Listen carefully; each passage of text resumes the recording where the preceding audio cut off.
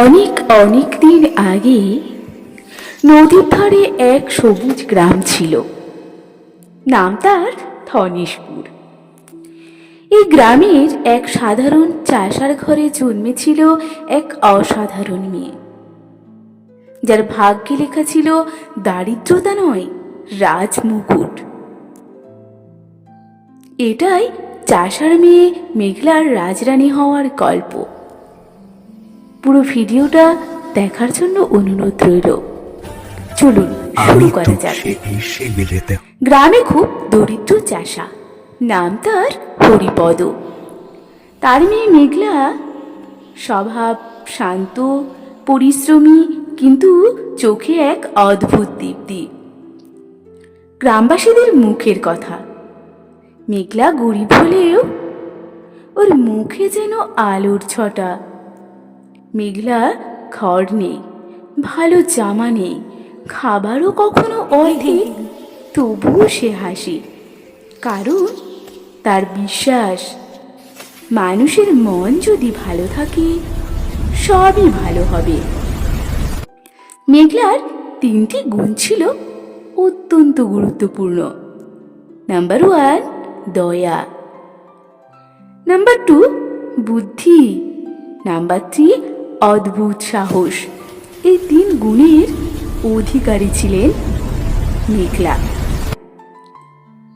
প্রতিদিন ভোরে খেতে যাওয়া, সন্ধ্যায় চালানি কাঠ কুড়ানো, এই দারিদ্র্যের মধ্যেও মেঘলার চোখে স্বপ্ন, একদিন বাবা মাকে সুখী করব। যে রাজ্যে গ্রামটি ছিল সেটি অরুণেশ্বর রাজ্য।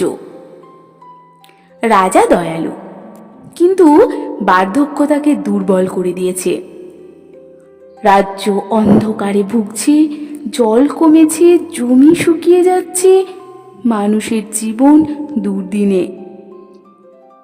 জ্যোতিষী ভবিষ্যৎবাণী করলেন, এক সাধারণ মেয়ের হাতেই রাজ্যের ভবিষ্যৎ গড়ে উঠবে। কিন্তু রাজা জানেন না সে কে।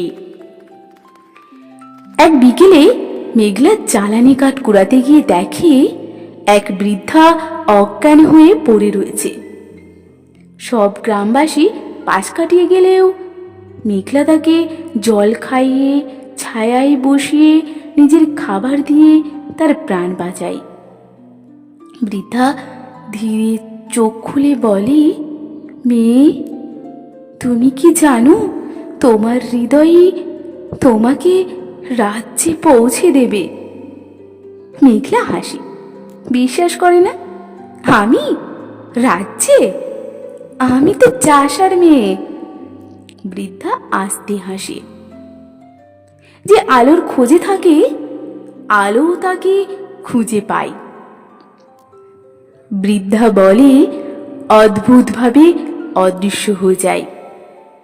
মেঘলা ভয় পেয়ে যায়, এ কি স্বপ্ন ছিল? একদিন নদীর ধারে রাজকুমার অরিন্দম শিকার করতে এসে বিপদে পড়ে। হঠাৎ ঘোড়া ছুটে যায়, নদীর স্রোতে প্রায় পড়ে যাচ্ছিল। মেঘলা তাকে বাঁচায়। চাষার মেয়ে বলে, চিনতে না পারলেও সে ভদ্রভাবে বলে, মেঘলা সাবধান, নদী প্রতারক, কাছে গেলেই টেনে নেয়। অরিন্দম মুগ্ধ। এত সহজ, এত সাহসী, এত বুদ্ধিমতী মেয়ের দেখা সে আগে কখনো পায়নি। অরিন্দম তাকে বলে, তুমি না খুব বিশেষ। মেঘলা হাসে, বিশেষ? আমি তো সাধারণ। অরিন্দম নিজের পরিচয় গোপন করে। দুজনের বন্ধুত্ব গড়ে ওঠে। মেঘলা তার স্বপ্নের কথা জানায়। অরিন্দম মনে মনে প্রতিজ্ঞা করে, এই মেয়েকে একদিন উঁচু জায়গায় নিয়ে যাবে। রাজ্য উদ্ধার করতে প্রয়োজন, তাই রাজা এক বিশাল প্রতিযোগিতার আয়োজন করেছে, যার দ্বারা রাজা পরীক্ষা করতে চায় এই রাজ্যে কোন নারীর সবচেয়ে বুদ্ধি, দয়া ও সাহস বেশি। এই জন্য গ্রামের সমস্ত মহিলাদের বা সমস্ত নারীদেরকে ডেকেছে। তাই রাজা ঘোষণা করলেন রাজ্য রক্ষার জন্য 3টি পরীক্ষার আয়োজন করা হবে। যে সফল হবে তাকে রাজকুমার অরিন্দম বিয়ে করবে এবং সে হবে ভবিষ্যৎ রানী। গ্রামের সবাই হাসল। চাষার মেয়ে যাবে? মেঘলা বাবার অনুমতি নিয়ে এগিয়ে যায়। হরিপদ কাঁদতে কাঁদতে বলে, মেয়েটা আমার গরিব, ওকে নিয়ে হাসবে সবাই। মেঘলা তার হাত ধরে, বাবা, দারিদ্র তো কোনো দোষের নয়। রাজ দরবার ভরে গেছে।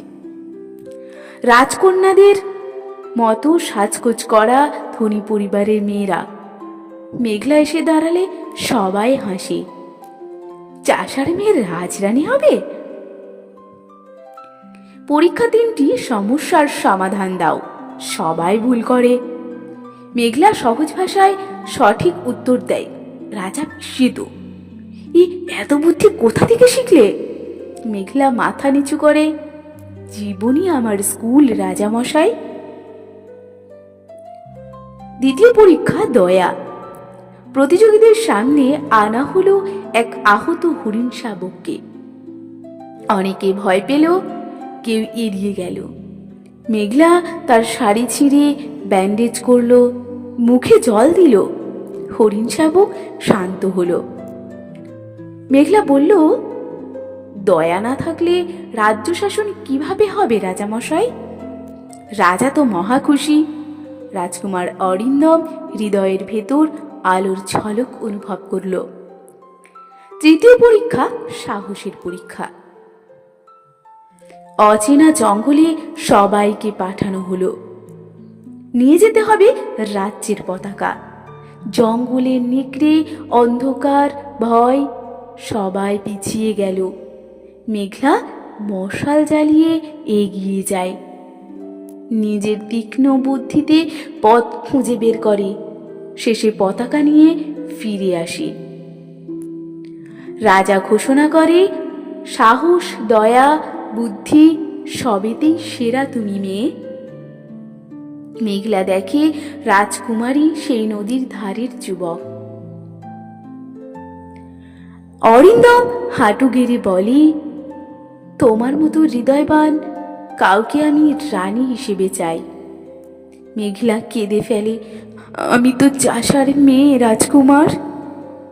রাজা স্নেহে বলে, রক্ত, পোশাক কিছুই মাপ নয়, হৃদয়ই রাজরানী বানায়। কুমারী। রাজরানী মেঘলা ও রাজকুমারের জাঁকজমকপূর্ণ বিয়ে হয়। চাষার মেয়ে এখন রাজরানী। রাজপ্রাসাদে উঠেও সে বাবাকে ভুলে যায় না। মেঘলার প্রথম নির্দেশ, গ্রামের গরিবদের জন্য খাবার, স্কুল ও জলের ব্যবস্থা করা হোক। রাজা খুশিতে বলেন, এরকম রানী জন্মালেই রাজ্য বাঁচে। মানুষের জন্ম নয়, তার হৃদয় ঠিক করে সে কোথায় পৌঁছবে। ভিডিওটা যদি ভালো লেগে থাকে তাহলে অবশ্যই লাইক, কমেন্ট, শেয়ার করতে ভুলবে না।